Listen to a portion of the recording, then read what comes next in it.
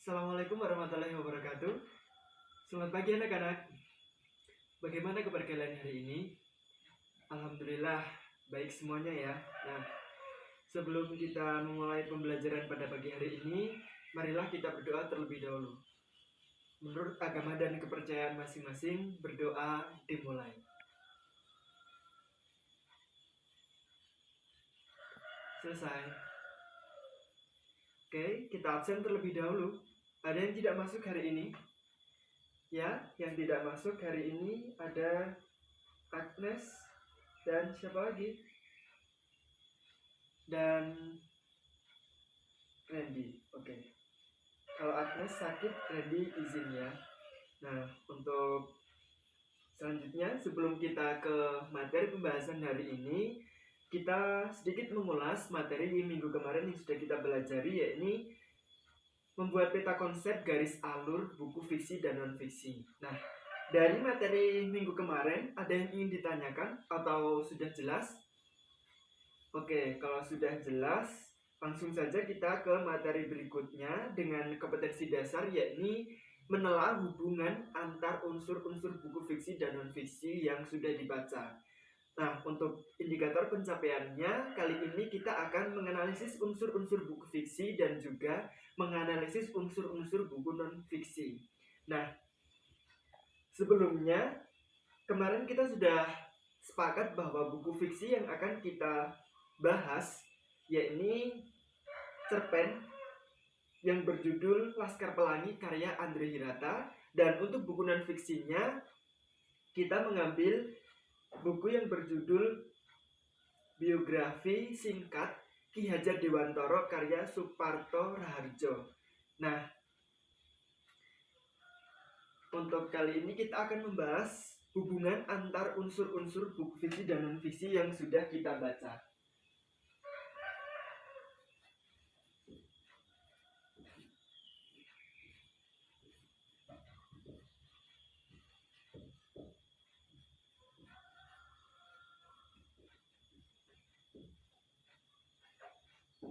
Nah, sampai di sini ada yang ingin ditanyakan? Nah, untuk selanjutnya yakni unsur-unsur buku fiksi sendiri ada beberapa, yakni yang pertama ada yang masih ingat apa? Ya, cover. Lalu ada perincian bab.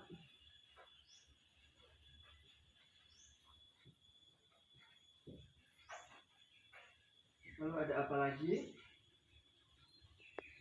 Ya, ada judul bab.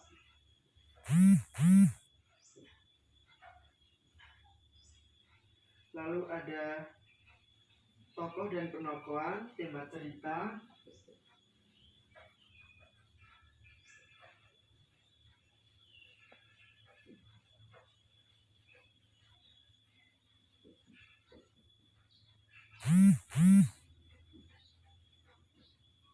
Lalu ada penyajian alur cerita dan bahasa yang digunakan.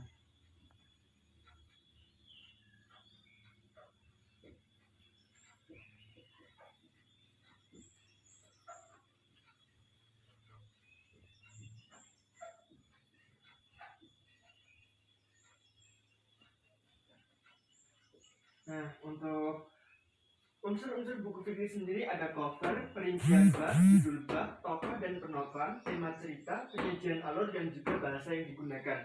Nah, nanti akan saya jelaskan satu persatu. Nah, untuk selanjutnya kita ke unsur-unsur buku non-fiksi terlebih dahulu, yakni ada cover buku sama cover buku. Lalu ada judul sub buku.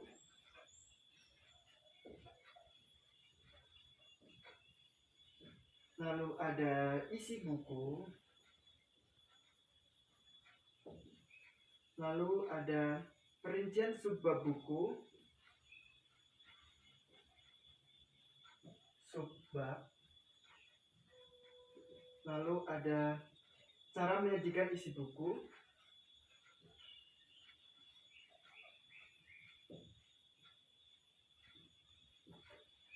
Isi. Lalu ada bahasa yang digunakan, dan sistematika penulisan.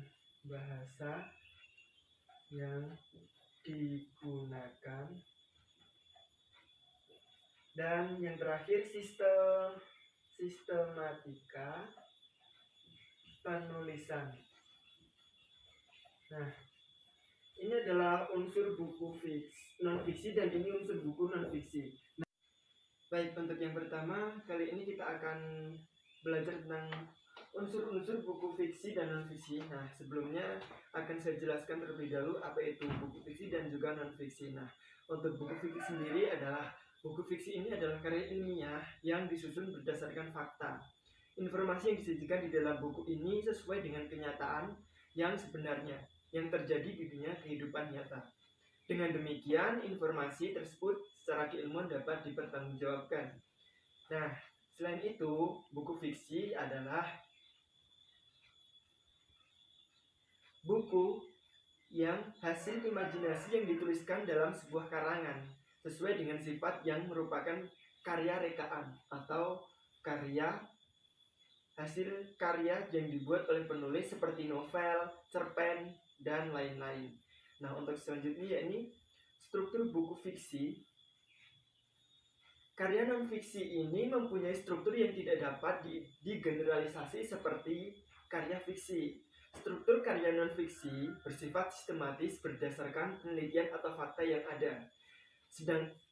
Untuk struktur karya non-fiksi ini dapat ditentukan berdasarkan teori pada suatu ilmu pengetahuan, sehingga informasi yang disampaikan jelas, logis, dan dapat dipertanggungjawabkan.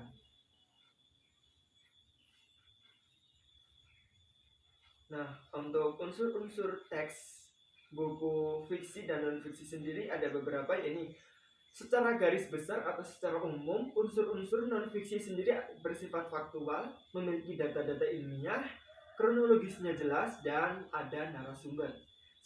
Sedangkan unsur-unsur teks fiksi biasanya secara garis besar atau secara umum memiliki unsur-unsur sebagai berikut, yakni memiliki tema, tokoh dan penokohan, alur, latar, sudut pandang, dan amanat. Nah, baik, sampai di sini bisa ditarik kesimpulan bahwa teks fiksi maupun buku fiksi maupun non-fiksi itu memuat informasi yang menarik dan bermanfaat bagi para pembaca. Para penulis yang baik berarti mampu menyampaikan gagasan dan informasi yang dituliskan berwujud buku kepada para pembaca. Nah, sampai di sini ada yang ingin ditanyakan? Tidak? Jelas semuanya ya? Oke, terima kasih. Nah, saya rasa materi hari ini saya cukupkan sampai di sini. Apabila belum ada pertanyaan, dan saya rasa teman-teman sudah jelas semuanya ya. Oke, baik. Nah, sedikit mereview tentang pembelajaran hari ini. Hari ini kita belajar mengenai unsur-unsur buku fiksi dan non-fiksi. Nah, unsur-unsur sendiri ada beberapa, yakni unsur buku fiksi ada cover, perincian bab, judul bab, tokoh, penokohan, tema cerita, penyajian alur, dan bahasa yang digunakan. Sedangkan unsur-unsur buku non-fiksi ada cover buku, ada apa lagi? Ya, judul bab, judul subbab, lalu ada isi buku, ada perincian subbab, cara menunjukkan isi, bahasa yang digunakan, dan sistematika penulisan. Nah, selain itu,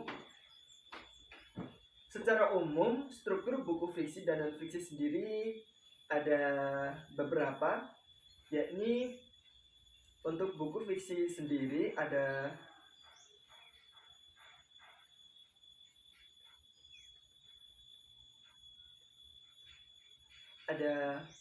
memiliki tema, tokoh dan penokohan, alur cerita, latar, sudut pandang, dan amanat. Nah, buku fiksi ini berupa sebuah karangan seperti halnya novel atau kumpulan cerpen. Nah, sedangkan untuk buku non-fiksi sendiri secara umum struktur unsur-unsurnya bersifat faktual, memiliki data-data ilmiah, kronologisnya jelas, dan ada narasumber. Sampai di sini ada yang ingin ditanyakan? Baik, belum. Jika belum ada, Untuk materi hari ini saya rasa cukup. Dan untuk pembelajaran selanjutnya kita akan belajar mengenai menyajikan tanggapan terhadap buku fiksi dan non-fiksi yang sudah kita baca. Lalu untuk indikator pencapaiannya, kita akan memberikan penilaian dan juga mengkritik buku fiksi dan non-fiksi yang sudah kita baca. Nah, demikian materi hari ini. Semoga bermanfaat. Apabila ada kekurangan dan kesalahan, saya mohon maaf. Terima kasih. Assalamualaikum warahmatullahi wabarakatuh.